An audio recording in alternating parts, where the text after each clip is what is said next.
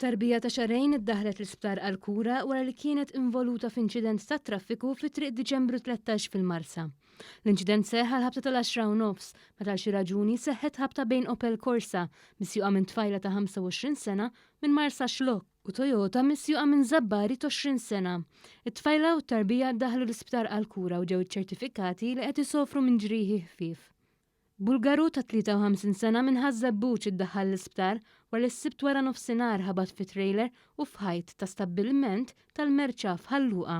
Min informazzjoni li għandna jidher li wara l-ħabta ir-raġel irnexxielu joħroġ mill-karozza waħdu madankollu xorta ttieħed l-isptar permezz ta' ambulanza.